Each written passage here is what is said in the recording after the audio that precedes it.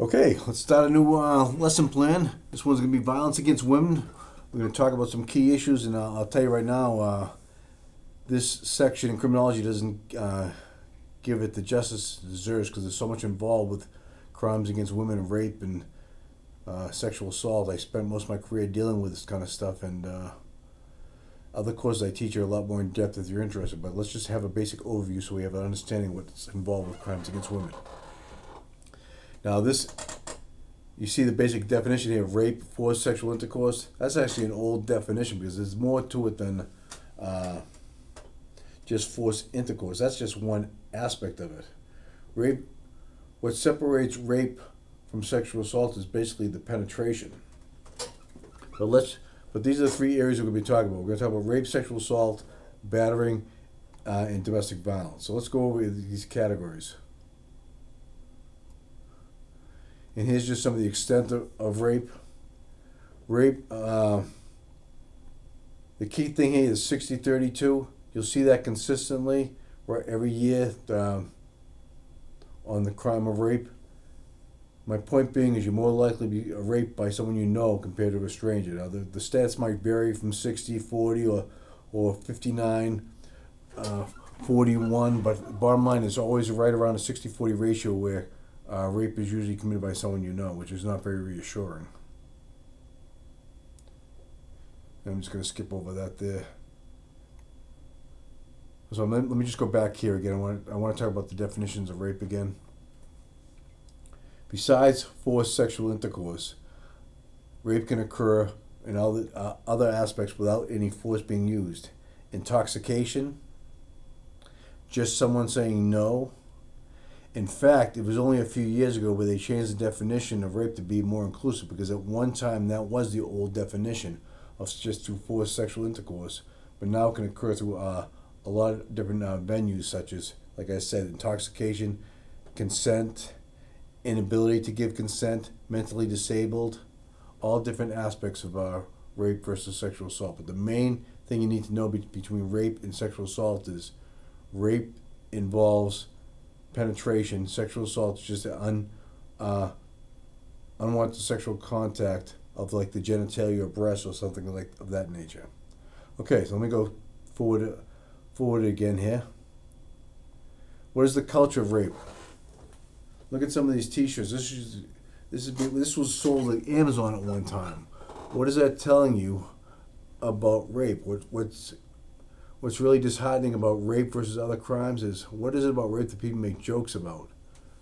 If you ever saw the devastation that I've seen from rape victims, you wouldn't joke about it. But so many people joke about the crime of rape, and I just don't understand why. How many abductions are there involving women? A lot of women get abducted for the purpose of rape. You probably remember this horrible story of Hannah Graham, University of Virginia student, who the abductor was actually a football coach at Liberty University, and now it wasn't at the time, but he was at one time, and he trapped this girl. What was happening? She was intoxicated. I'm not condoning alcohol consumption, but when you're a victim of rape, which I said earlier in the classroom from previous lections, three main factors of all rapes. The suspect's been drinking, the victim's been drinking, or they've both been drinking. That's a factor on just about every rape that occurs, except for pedophilia rape, which is a totally different type of category. And you can play that link there. It talks about other abductions in this area here. It's pretty scary. This girl has yet to be recovered. Alexis Murphy, I believe it's from Nelson County. You can look at the article if you want, and it's pretty disturbing on how these rapes, how a woman can't even walk down the street without having to worry about being abducted, and usually abductions again is the result of because of a sexual assault rather.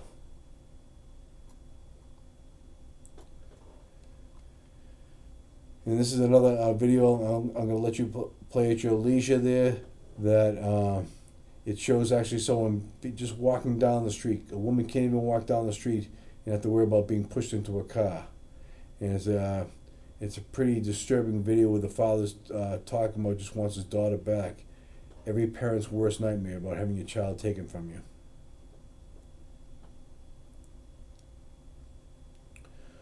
So let's look at the issues of rape and domestic violence. Why are young women more likely than older women to be victims of domestic violence? Why are poor women more likely to be victims? Well, we can go back to all those sociological theories again. Remember we told about the elderly, the least likely? Younger people put themselves in more vulnerable situations compared to older people. Poor people, because of the neighborhoods they have to live in, are more likely to be victimized. College students, although are less likely to be victims of crime, have a high percentage of being victims of sexual assault. In fact, with college sexual assaults, 90% of the time they know their offender. And another, I wish I could go into more detail with sexual assaults on this class, but again, this criminology is just an overview, so I just wanted to tell you about the significance of these crimes anyways.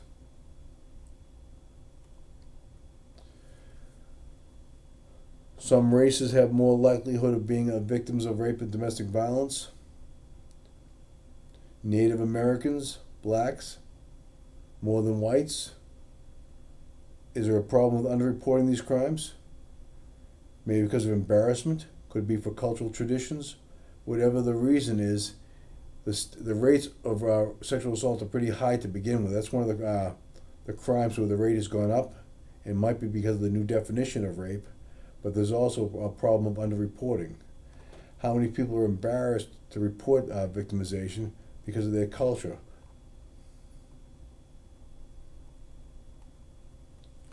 So why does rape occur? Is it because of male dominance, the patriarchal attitude that we discussed in previous lectures, the male dominance? Could it be psychological or sociological? I don't know. I don't understand how someone can be aroused even to be able to commit the crime of rape when someone's screaming or someone's terrorized. But obviously, people are able to do it. So is it an individual perspective, or is it a sociological perspective that women are treated as property and people can do what they want? Whatever the case may be, these might be explanations, but they're certainly not an excuse. They're not an excuse because there's no reason you should be able to sexually assault or hurt a woman under any circumstance.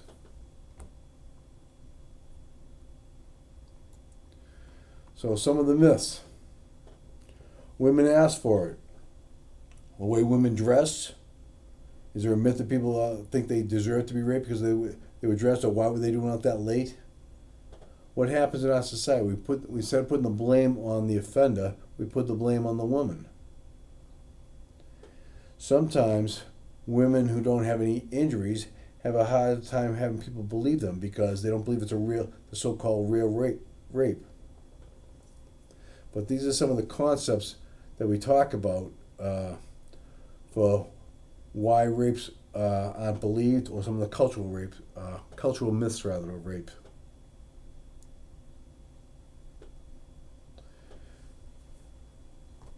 Myths apply to domestic violence as well. Blame it on the victim again. What did you do to anger their partner? Can't be too bad if you didn't leave. And these are just some of the aspects. There's a whole slew of reasons which we're going to talk about more when we talk about domestic violence, why women don't leave their relationship. But are there myths that people don't believe that it's that bad? Yeah. Especially when people can't understand why people stay in a relationship.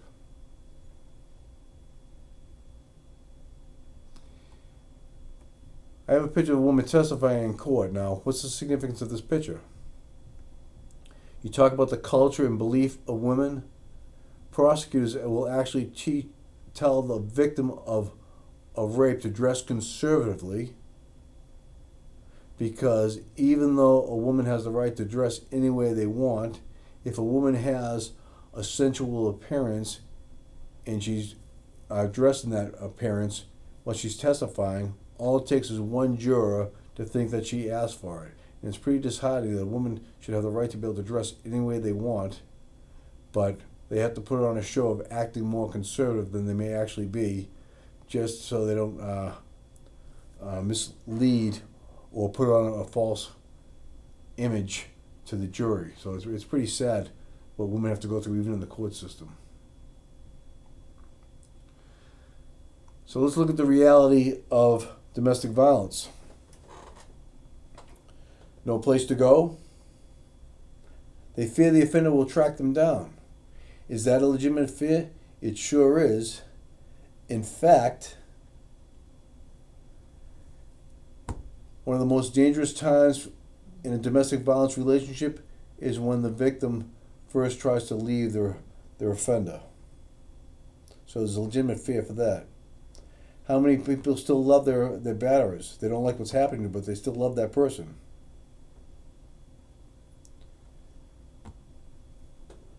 Other factors for domestic violence: overuse of alcohol, unemployment, male peer support.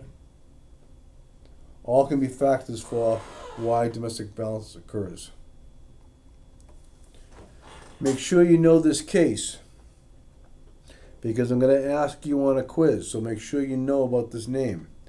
Tracy Thurman versus Torrington, Connecticut.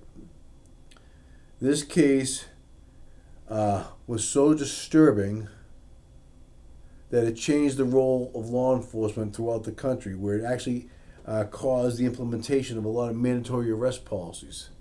Let me give you a gist of what happened in this particular case. Tracy Thurman had a restraining order on her husband, but the city of Torrington didn't take it seriously. In fact, when he came on her property at one time, she called the police.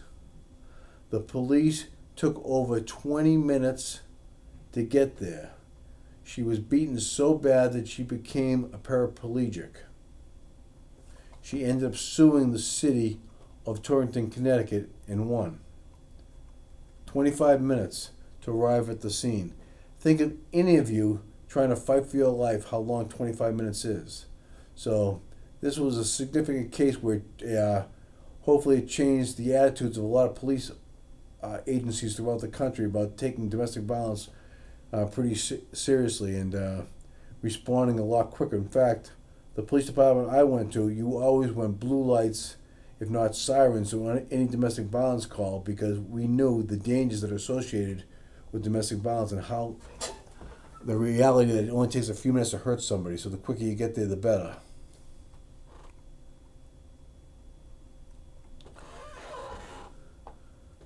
We talk about domestic violence with women because it gets all the attention, but there's a belief that men might be battered just as much as women. But if they are, why doesn't it get the attention? Well, one of the arguments for that is even if men get hit as much as women, in most cases, not all cases, but in most cases, they're not going to be able to cause the same kind of damage that a man can cause on a woman. But it doesn't alleviate the fact that some men are afraid of their partners who happen to be women. And unlike women who leave, there's domestic violence shelters. With men, there's no. I'm not aware of any domestic violence shelter. If anything, the state has to put up hotel rooms because so few men will come forward and even be willing to talk about what happened to them because of their pride. Stalking. Stalking is just not following someone. You can follow someone, harass somebody. You can do it online. You can follow someone on Facebook or just intimidate people. Stalking is illegal in all 50 states. It actually, the first state that stalking was created on was California. But stalking just is not just following someone. You can actually spread rumors about someone to try to aggravate them. That would be actually considered a form of stalking as well. But keep in mind that stalking is illegal in all 50 states, and people shouldn't minimize the most seriousness of stalking, because like I just said before, when people try to leave their relationship, So when they first try to relieve, when someone's stalking them, is one of the most dangerous times of a victim's life. And talk about cyber stalking. It's amazing how many people use technology now to follow each other and harass each other. Sometimes I think of cell phones as an electronic leash. Sometimes, if you don't call back your partner in time, they're aggravated. Why didn't you respond to me so quickly? They keep on calling you. Where were you? Who are you with? And if you don't respond quick enough, they get upset or maybe get angry rather. So cyber stalking through technology is a serious issue. I want you to play.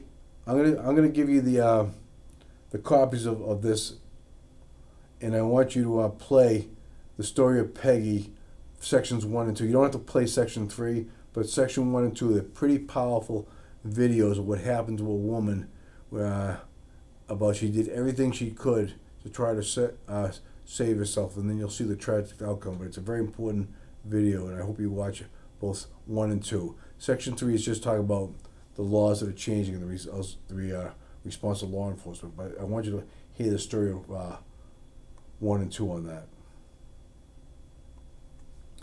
And I thought this was a powerful saying when it comes to stalking. It's true. How many people have someone fantasizing about them and the other person doesn't even know about it?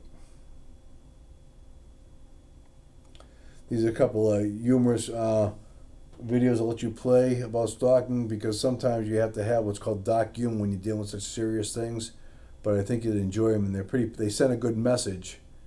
They're meant to be humorous, but they also send a serious message at the same time. So I'll let you play those at your leisure as well.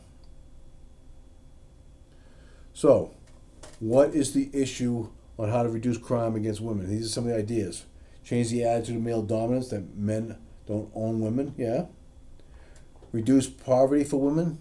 Yes. Well, we talked about feminist theories before, that women don't have the same economic opportunities.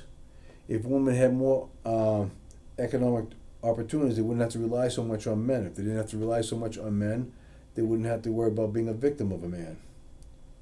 Raise the way boys are raised, especially with domestic violence. How many kids learn domestic violence and then become abusers themselves? The introduction of rape crisis centers in women's shelters. Obviously, they're both around now, but maybe we need more of them. And criminal justice system must change how we treat women, be more receptive of a woman's needs, including that of rape shield laws. For those who do not know what rape shield laws are designed that when a woman testifies in court, that the defense attorney cannot bring up their sexual history. It doesn't matter whether someone's a virgin, extremely sexually active, or someone's in between.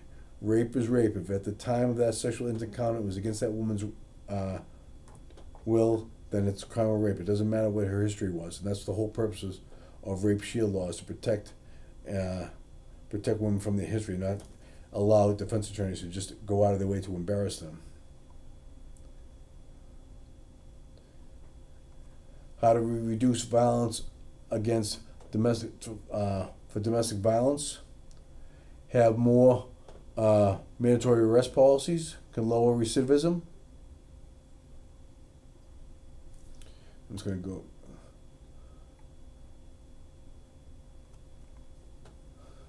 But one of the criticisms with mandatory arrest policies is the fact that,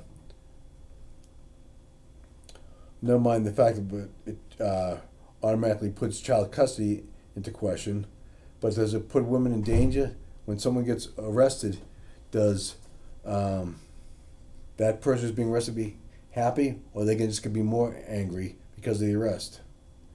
And that last bullet is pretty powerful too. Deprives the victims of the decision to arrest. If you are a victim of an assault, should you have the right on whether to press charges or not? That's the whole debate about the criticism of mandatory arrest policies. This was a short section, but this concludes a section on crimes against women. Our next section is going to be crimes against children and the elderly, which is not in your textbook. So on my next video presentation, we'll go over those materials, and then we'll have our third quiz. This concludes my second online session for our criminology class. Take care.